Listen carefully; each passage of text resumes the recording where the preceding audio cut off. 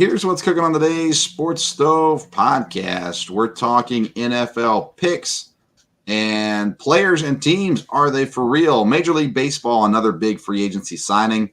And the NBA finally announces who is the greatest of all time. That's what's cooking on today's Sports Stove podcast. From Belly Up Sports and the Belly Up Podcast Network, you're listening to the Sports Stove podcast with your host, Vince Stover. Hey, good looking, what you got cooking? How's about cooking something up for me?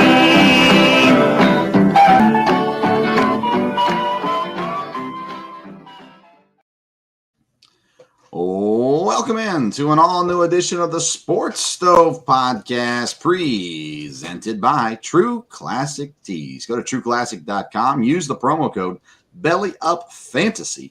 You're going to get 25% off your purchase. We'll mention more about True Classic Tees a little bit later down the road. Welcome into the show. I'm Vince Stover, joined by my dad, Dale Stover. Dad, how are you on this fine Wednesday evening? Doing fine. Always excited to be on the Sports Stove podcast. Yes, and of course, the original Sports Stove, in my book at least, is my dad, and we spent many years driving around Nashville, headed to hockey games or whatever, talking sports and listening to sports talk radio, and we just enjoy doing it now for you all to hear us as we talk about the latest sports news and everything that's going on in the sports world. And we'll start by just a quick thought here. Two, I think you can say legendary coaches passed away this week. College football lost Mike Leach, and the NBA's Paul Silas passing away this week as well. Both of them unique in their own rights. Mike Leach was by far the most unique football coach, and there have been a lot of unique football coaches, a lot of soundbite football coaches. Mike Leach gave soundbite after soundbite after soundbite, none of them about football, but about aliens and pirates and all kinds of other things as well. So sad to hear of his passing. Here right at the end of the season, they announced their defensive coordinator will be replacing him as head coach.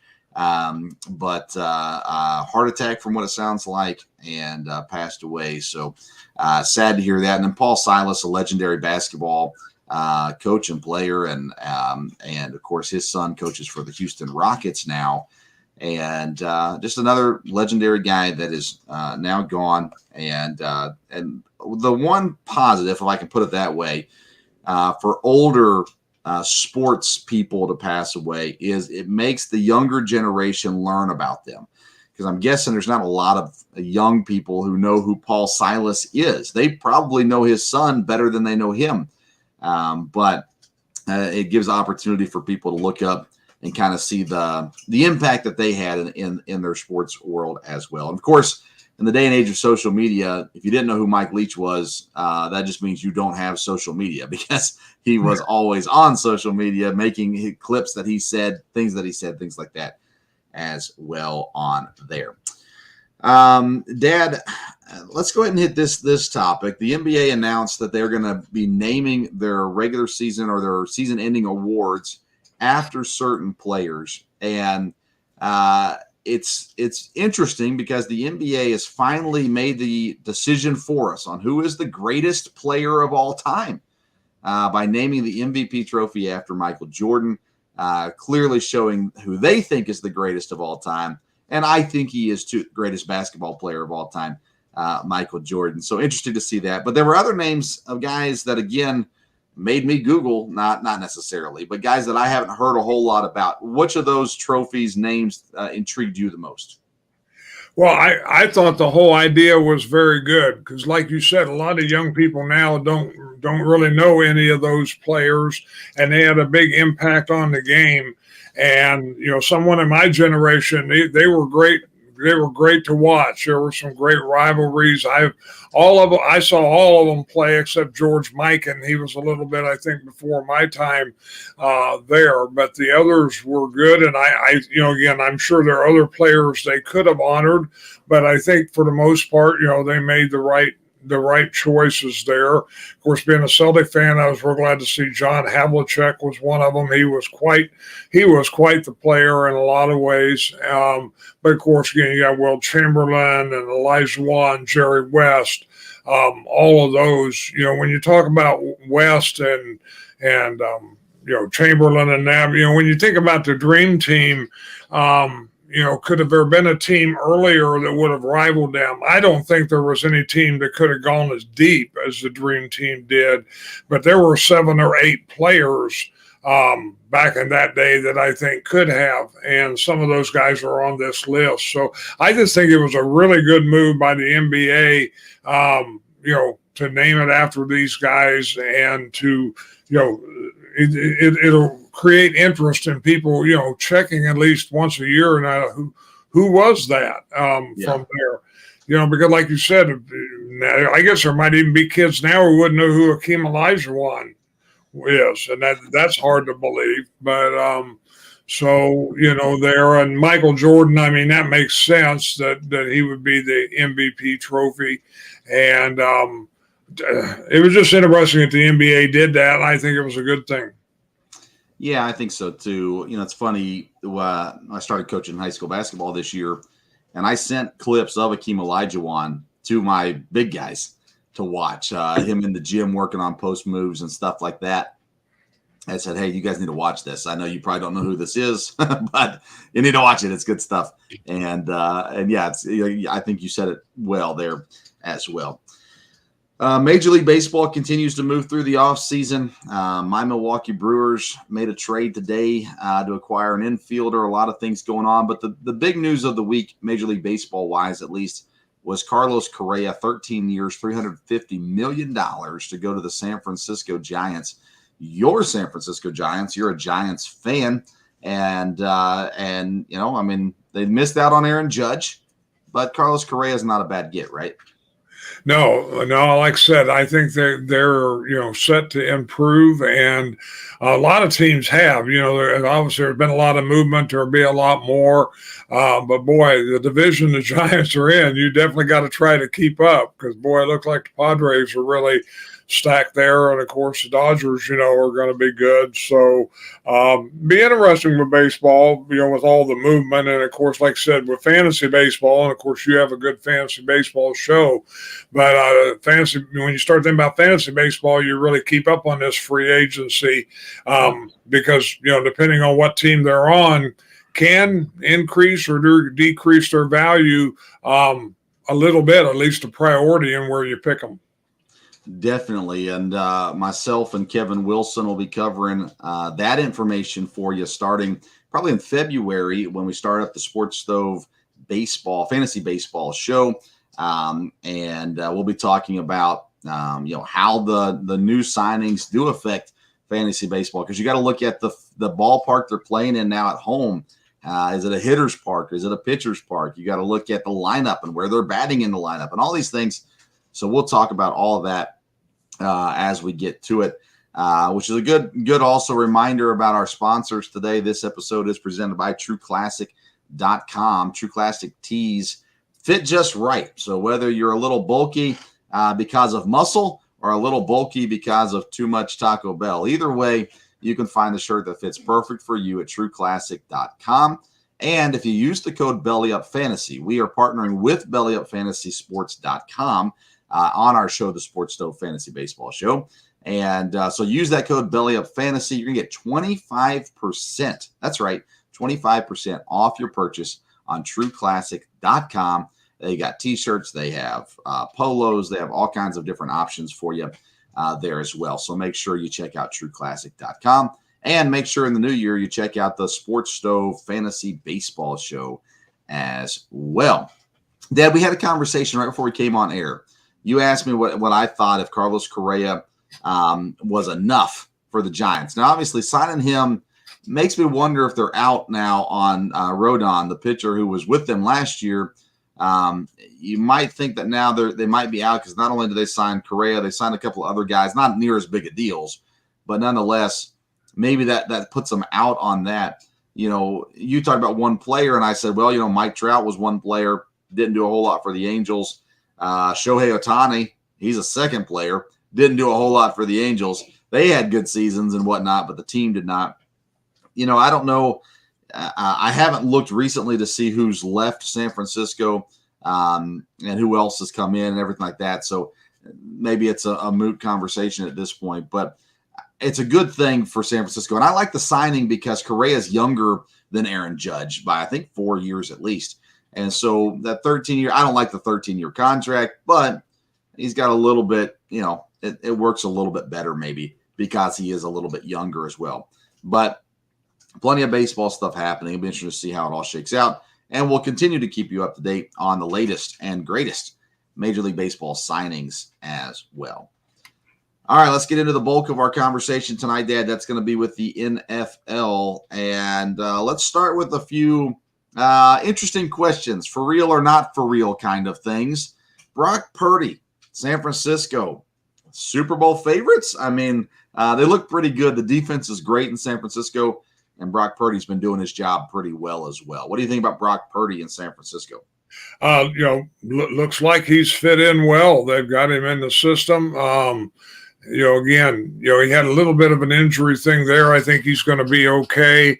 But again, we'll see. I know you said last week, as teams get a chance to scheme for him and know a little bit more about him, and that will be an issue. But again, they've got some weapons. Deebo Samuel, of course, got hurt, but he's supposed to be back before the end of the regular season.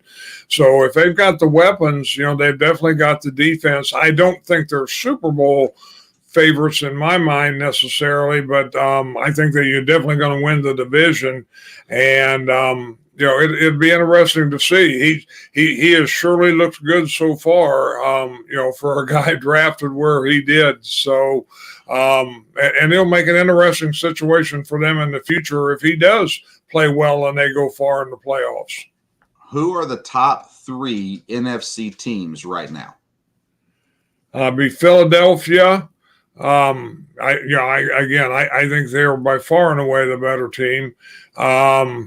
Let's see, probably San Francisco would be, in there without a doubt.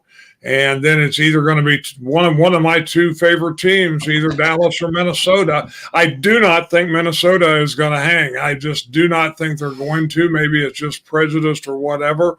And the Cowboys, the Cowboys looked awesome, didn't they? The way they ran over the Texans, so yeah. you just never know. I think Philadelphia by far been the most consistent, and San Francisco does have a very consistent defense, tough every time out. So we'll see where the NFC goes. That's where my thought, though, when we're talking about, is San Francisco a legitimate contender? Well, who do they have to beat, right? I mean, they're better than they're at the very least number 4 in the NFC, and they're probably at least number 3. And I think you could argue number 2, possibly even, with Dallas and Minnesota being the other 2 teams to talk about there. No team has been other than Philadelphia, no team has been more consistent than San Francisco, no matter who the quarterback is. And so that's interesting as well. What does Brock Purdy have to do to make it a competition against Trey Lance next season? Well, I think if they make a deep run in the playoffs, then I think it's got to be a little bit of an open competition going into it if he continues to look good. It'll really depend on how he ends up playing here and how far they go, because I don't think Trey Lance has proved yet for sure that he is the guy, even though supposedly he's got a lot more ability, and upside than, Brock Purdy would. But I think it'll all have to do with how the season ends up here with San Francisco, and health-wise, does Purdy stay healthy the rest of the year? And when you look about teams in the NFC, it's really like every year. It's a lot of it. I think will come down to home field advantage. Who finishes up in the standings? Who gets that home field advantage? And that will make some difference, I think. I mean, if he wins 1 playoff game, does that at least put him even with Trey Lance going into next season? Does he have to win 2? If he wins 2 playoff games, is he the leader going into next season? if they win the division and he wins at least one playoff game, I don't know that he'll be a leader, but I think it'd at least have to be an open competition. I would be shocked if they said, no, Trey Lance is our guy. You know, you took us through the last 4 or 5 games and into the playoffs, but, you're not the guy. Again, if he plays well and stays healthy, I think it's at least got to be open competition. I've heard his teammates say more good things about Brock Purdy than they've ever said about Trey Lance. The way he controls the huddle, the way he knows the playbook, all of those things. It's a weird situation, but there's a chance that Brock Purdy wins this job by the end of this season. And going into next season, he's the number 1 quarterback that has to lose the job, basically. And you might be looking at Trey Lance going, okay, what now? Does he get traded? Does he go somewhere else? I mean, who knows? And maybe Trey Lance is available. Rumors were, back in the Aaron Rodgers is getting traded days, that Trey Lance was on the table for Green Bay, which didn't make any sense for Green Bay because they already had Jordan Love. But supposedly he was on the table if the Packers wanted to trade Aaron Rodgers out to San Francisco. So Kyle Shanahan has proven that he will not commit to a quarterback unless he feels good about it. He's never committed to Jimmy G. It's always been, he's our quarterback right now. And so he has never been one of those coaches who just throws the support behind the quarterback. But the way Brock Purdy has played, the way his teammates love him, I think one playoff win puts him in the lead going into the new season. One playoff win, I think, puts him 50-50 with Trey Lance. 2 playoff wins puts him in the lead as the number 1 quarterback, where he would have to lose the job to Trey Lance moving forward. So that's going to be interesting to keep watching. Of course, maybe he ends up crashing and burning here the rest of the season, and we're not even talking about it anymore. But so far, he's looked legit and is doing a really good job. And again, in college, he had a really good college career. He was not a bad college quarterback. Surprising that he didn't get drafted to the last pick in the draft, because I thought he was at least a 5th-round quarterback. But quarterbacks were weird this year. This draft was a weird year for quarterbacks. Speaking of someone or something that is legit, how about those Detroit Lions, Dad? They continue to be impressive. They're 2nd right now in the NFC North. And I don't think they're making the playoffs, but Dan Campbell saved his job this year, and maybe Jared Goff will work in Detroit, right? What's their plans, right? They're not tanking. So are they looking for a quarterback of the future, or are they going to keep building around Jared Goff? Well, Jordan Goff has played well, so I don't know that they will be. They're going to have an early draft pick, because they have the Rams draft pick. Is that correct? So, so they're going to have a shot at a quarterback. I don't know. It'll be interesting. Even when you talked about San Francisco, be interesting to see this year. Do people keep 2 quarterbacks or do they make a trade? Because there's always teams needing quarterbacks. But I think Jared Goff, has seemed to, he's played well. He's fit in the system. He's not been their problem. And like I said, they have exceeded, I think, expectations, and especially seeing how it comes down to the end of the year here. So yeah, Dan Campbell definitely saved his job, and no question, I don't think about that. And with having the draft picks they do and everything, I think they're looking up in the future. Yeah, I mean, the Jets, the Colts, the Texans, the Titans, possibly, even though they got Malik Willis.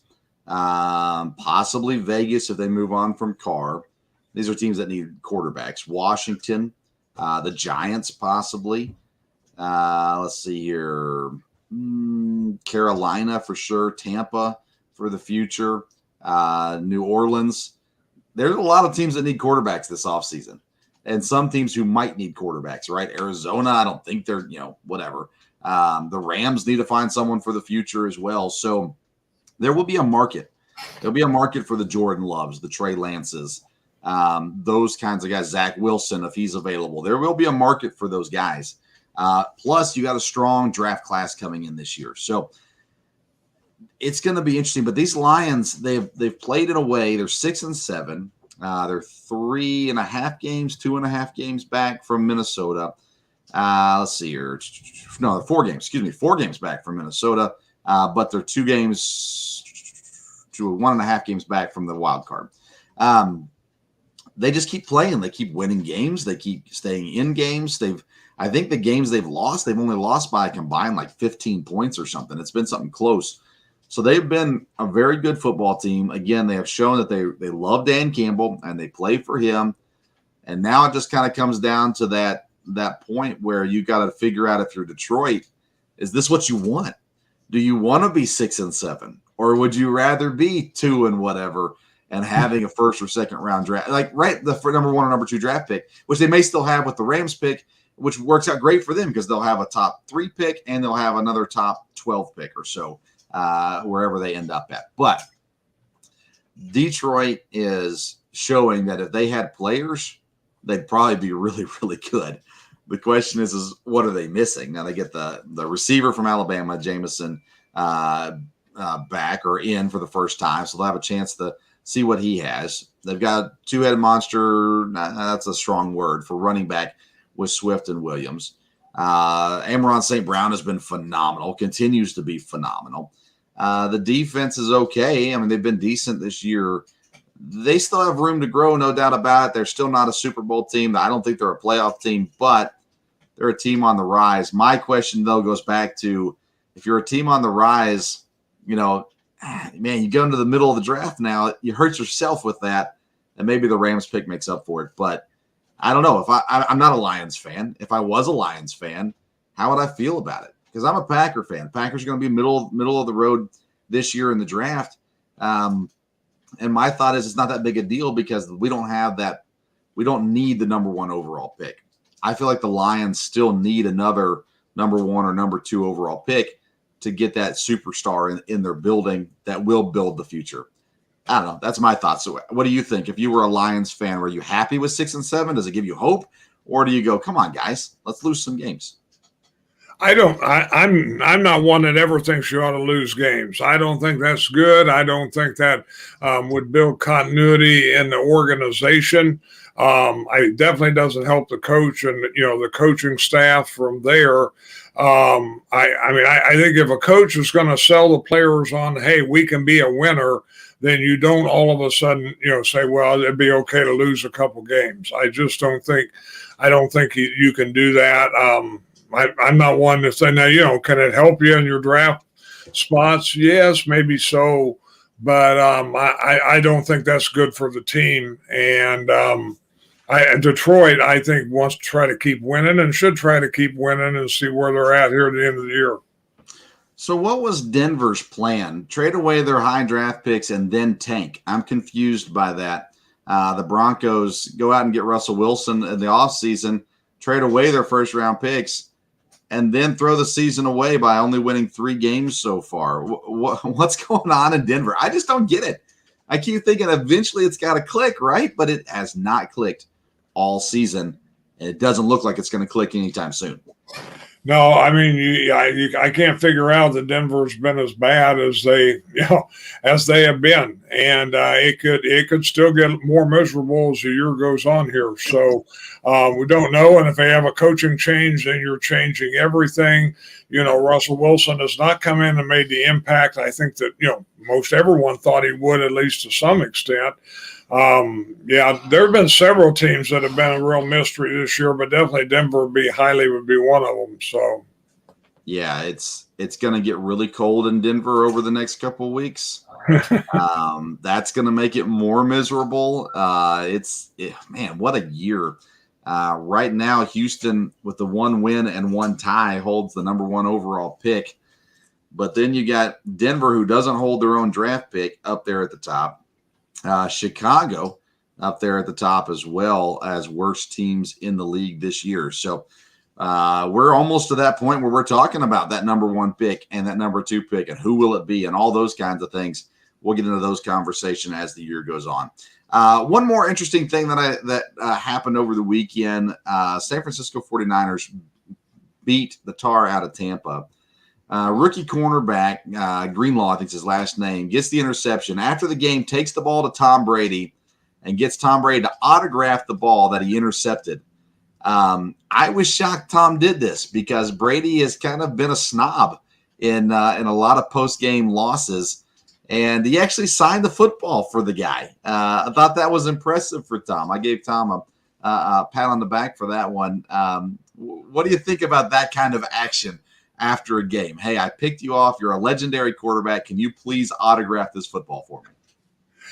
Yeah, I mean, that's an interesting thing. I mean, after the game, you wouldn't think that'd be the kind of discussion you'd have. But again, I guess it's good for Tom Brady to do that. And, I guess there's nothing wrong with it. Like I said, the game has changed a lot as far as the socializing that goes on after a game.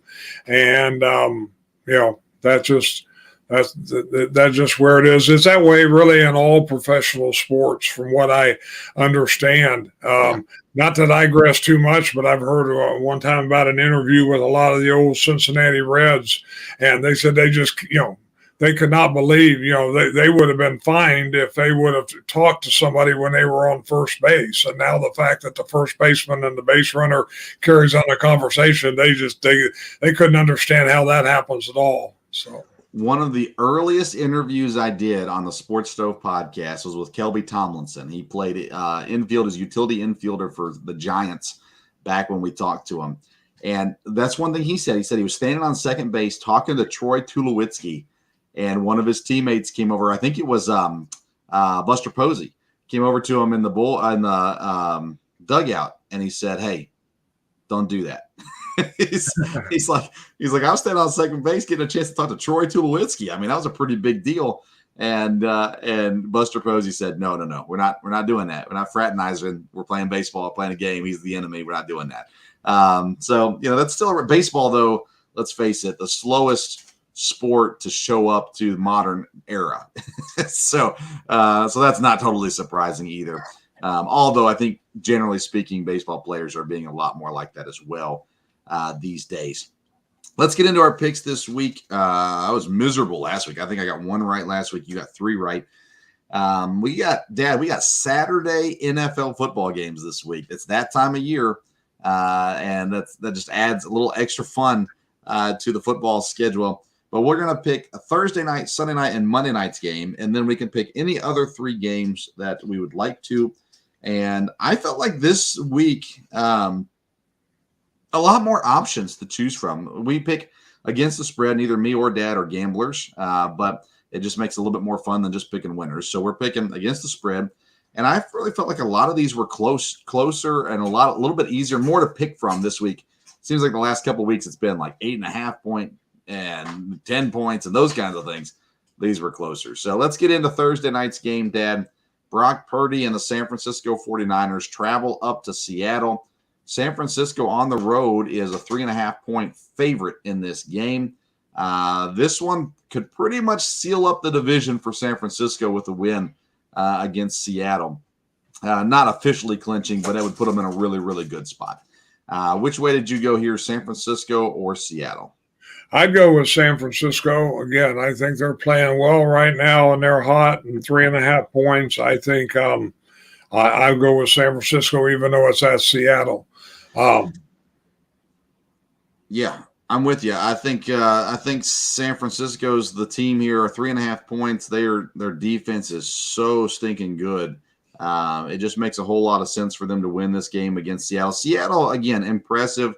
They've been a far better team than we anticipated this year. So good job for Seattle. But I think San Francisco takes this one as well. Let's see here. Sunday night's game. This is a big one. Washington at home, 4.5 point favorites over the Giants. Both of these guys fighting for playoff spots and trying to hold off the teams below them. But Washington at home, 4.5 point favorites. Which way did you go here? I went with Washington. Again, they're the home team. This is a big game, no doubt about it. But Washington's playing well. They're coming off the bye week, so they're well rested. And I'll go with Washington in this one, even though that one could go either way. Yeah, I'm going to go underdogs with this one. I like the Giants situation a little bit better than Washington. I trust the Giants more than I trust Washington. So I'm going to go Giants plus 4.5 on this one. I'll go the underdogs in that game. Monday Night Football, the Green Bay Packers in Lambeau Field, 7.5-point favorites against the Los Angeles Rams. Talking about disappointing seasons. You got to talk about the Rams in that situation. 7.5 points, though. That's a touchdown favorite for Green Bay. Which way do you go here? The amount of points worries me just a little bit. I think Green Bay will win, and they're coming off the bye week, and they need to win. So I'll go with Green Bay. I wish it was a few less points because they haven't beat many teams, period, and definitely by that much. But they're going to get Dobbs back, and I think they've got the offense going in the right direction. So I'll go with the Packers on that one. Yeah, I would have liked it around 3.5 or 4.5, but it's the Rams, and the Rams have been bad this season. And the Packers coming off a bye week should be ready to go, healthier than they've been in a while. So I'm actually pretty comfortable picking Green Bay here. I'll go Green Bay as well, 7.5-point favorites. All right, game number 4 for you. Who did you go with game number 4? I'll take the one underdog I'm going to take this week, and I'll go because these are both teams that have done well, and we've talked about Detroit, but I'm going to go with the Jets at home. They're a 0.5-point underdog, and I'll go with the Jets over Detroit in New York. That's an interesting pick, Dad. I did not pick this game. With what Detroit did to Minnesota, the Jets do not have a dynamic offense. They have an okay defense, and actually they defend the pass really well. The cornerbacks have been playing really good. I would probably go the other way. Again, not part of my pick 6. I'd probably take Detroit there. But you know what? Good for you. We'll see how that one shakes out. Sometimes I think you're just picking out of hope, but that's okay. You do whatever you want. I will go with the Minnesota Vikings, a team that has had some rough games, no doubt. But they're 4.5-point favorites at home against the Colts. And to me, that one's a go-to. They're kind of at that point now where they're going to win the division, but they need to get a win. And being at home, they're strong there as well. So I'll go Vikings, 4.5-point favorites against Indianapolis. Who is your 5th game of the week? This one's kind of a lot of points, but I'm going to go with the Eagles over the Bears. I don't think there's any question about that. And even though it is 8.5, the Bears are going nowhere fast, and Eagles are playing very consistent. So I think they can cover that. Yeah, I didn't pick this game, but that's where I would go too. I think 8.5 is safe. Chicago's bad. They are really bad. And Philadelphia is really good. I don't think Philadelphia is going to end with 1 loss. I think they'll have at least 2, if not 3 losses, but it ain't going to be against Chicago. And they should win by 8.5 points. But that's not a game that I picked. Let's see here. My next game will be Pittsburgh. They are 2.5 points. So Philadelphia, you got Philadelphia, I'll take Pittsburgh. 2.5-point underdogs to the Carolina Panthers. How are they underdogs to the Carolina Panthers? I don't understand that one at all. So I'm going to go plus 2.5 Pittsburgh over Carolina. Am I missing something? How is Carolina a favorite in any game? Yeah, I don't know. I guess they played well enough last week, but again, I think Pittsburgh. No, I would be with Pittsburgh on that one. Thank you for watching, Mr. Dial. Says Stove, you are not going to go against the Packers. James Dial there for you. Had to guess you were going to be picking them. So let's see here. What are we on now? Let's see. Your 6th pick. Who's your 6th pick this week? 6th pick, I'm going to go with the Chargers over the Titans. Oh my gosh. Again, I think the Chargers, really need to win this. They're at home. The Titans have been really up and down, and of course they struggled last week. And so I'm going to go to 2.5 for the Chargers to cover. That's an interesting pick. I've made the decision I cannot pick the Chargers anymore. I've been disappointed too many times. In our pick 6 at least. I think they should win that game as well. They had a good week last week, so maybe they're figuring things out. I don't know. But we'll see how that one shakes out for sure. My last pick, Dad, is the Cincinnati Bengals. They're 9-4. They're tied with Baltimore. They're trying to get up over Baltimore. They play Tampa, and Tampa has proven that they are not good this year either. Cincinnati only 3.5-point favorites. It is on the road. It is in Tampa. But to me, that one was a pretty easy pick. So I'm going to go Cincinnati in this game, minus 3.5 there. So let's see here. Looks like so, Dad, you picked one underdog, and that was the 0.5 underdog of the Jets. You're going out on a limb this week. That's it. With that one there as well. I only picked 2 underdogs, so not that far away from you. All right, let's talk about the rest of the games going on this week in the NFL. Again, Saturday football, Minnesota and Indianapolis is the first game on Saturday. Cleveland and Baltimore. And Cleveland is the favorite in this game. They are at home, 2.5-point favorite, which basically says that Baltimore is the better team because you get 3 points when you're at home. I